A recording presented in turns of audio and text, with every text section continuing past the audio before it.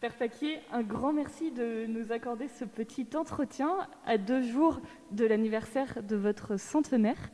Est-ce que, alors on vous connaît bien dans le diocèse, est-ce que vous pouvez tout de même vous présenter à nous, nous dire eh bien déjà d'où est-ce que vous venez, et puis comment est-ce que votre vocation sacerdotale est née? Ma vocation sacerdotale, elle est venue toute seule, d'une manière spontanée. Lorsque j'étais tout jeune, tout enfant, même avant 5 ans, je disais volontiers à tous ceux qui m'interrogeaient, « Moi, je veux être monsieur le curé ». Je ne disais pas prêtre, mais déjà, j'aspirais à un titre. Je voudrais bien, moi, être monsieur le curé. Et mes parents ont accepté. Si bien que lorsque je suis entré au grand séminaire, j'ai eu peur. J'ai eu envie de revenir. Je pleurais. Mes parents avaient accepté que je parte, au contraire, mais sans en être fier, ni non plus, mais simplement, puisque c'est ça que tu veux, eh bien, ils ont décidé de me soutenir jusqu'au bout. Et quand mes parents m'ont conduit au grand séminaire, j'avais 16 ans et demi, je me suis mis à pleurer. Et maman m'a dit tout simplement, tu sais, tu reviens quand tu voudras. Et je crois que cette parole-là a été déterminante parce qu'elle m'a éduqué à la liberté, à savoir dire oui, mais aussi à savoir dire non et à renoncer à une vocation qui me tenait au cœur, mais que je pouvais librement, sans m'attirer la réprobation de mes parents, me laissant libre de choisir, de partir ou de rester.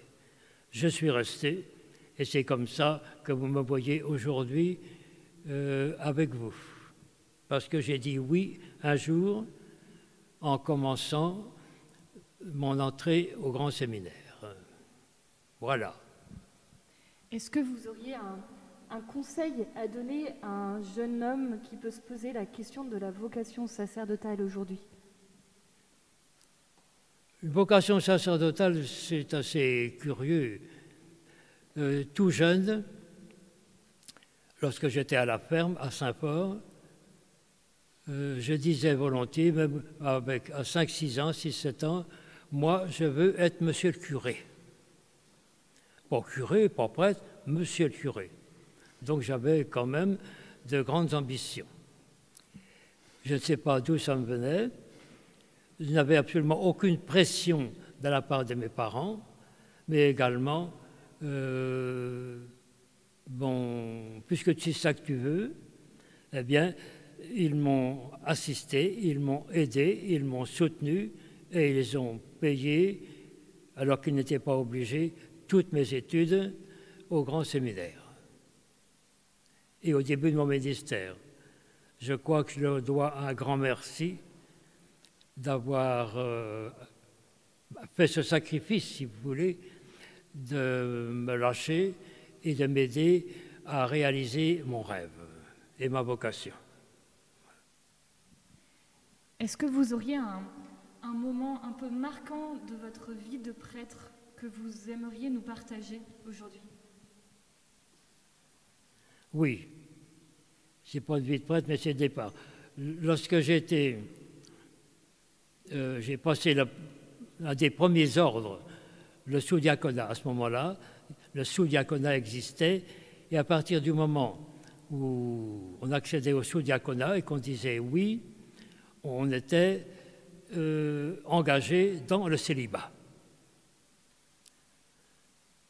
Donc, je me présente, je suis volontaire pour recevoir l'ordination du sous-diaconat. Mais la veille, toute la journée, j'ai eu un scrupule. J'ai passé une journée et surtout une après-midi terrible où, au fond de moi-même, j'ai eu peur. Et je décide tout simplement d'arrêter et de ne pas me présenter le lendemain, à l'ordination. Je me souviens très bien, j'ai pleuré, j'étais tout seul dans ma cellule là-bas, j'ai pleuré, et je décide tout simplement de dire de ne pas me présenter, de dire non.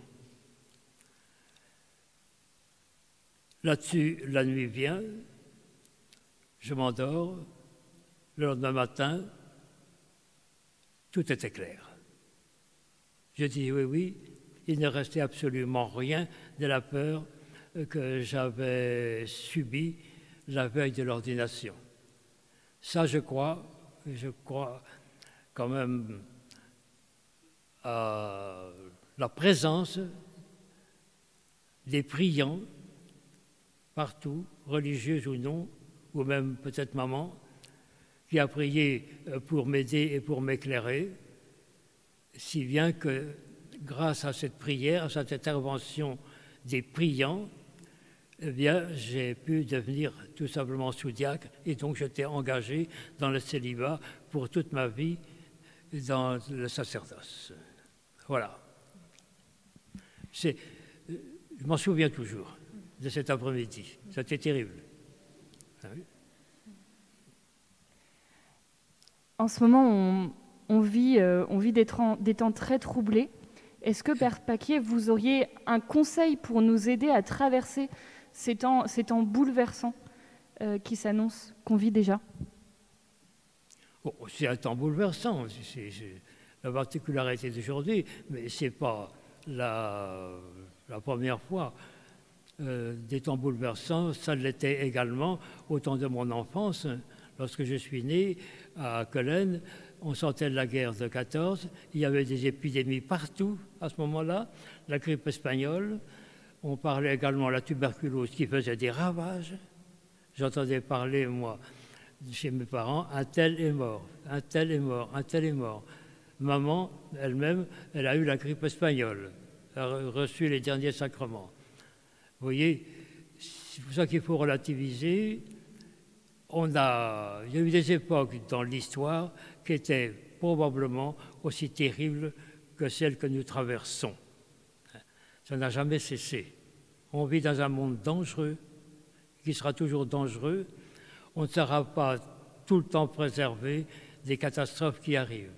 Mais il faut aussi que nous apprenions à vivre debout au milieu de tout cela.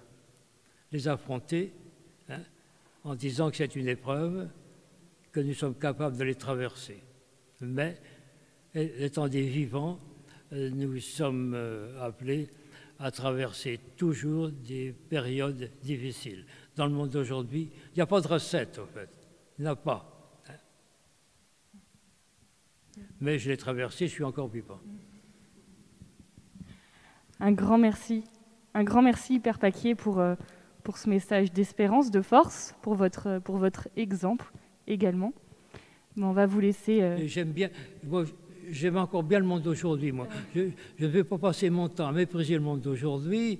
Les gens qui vivaient lorsque je suis né en 1920, après la guerre de 14, c'était une année terrible, probablement beaucoup plus terrible, mais les gens ne le savaient pas. Aujourd'hui, on sait tout ce qui se passe dans le monde, si bien que nous sommes affrontés à des quantités de catastrophes dans le monde. Mais ce sera toujours comme ça. On vit dans un monde dangereux. À nous d'apprendre à rester debout au milieu de tout cela. Non pas optimiste naïvement, mais rester debout. Merci beaucoup. Merci, tout. Père Paquier. J'ai rien dit. Hein. Oh bah si, vous en avez beaucoup dit. On va vous laisser passer un beau dimanche de l'Avent, premier dimanche de l'Avent, et surtout fêter dignement votre 100e anniversaire. Merci beaucoup. C'est énorme. Vous n'enregistrez plus, là, non? Hein?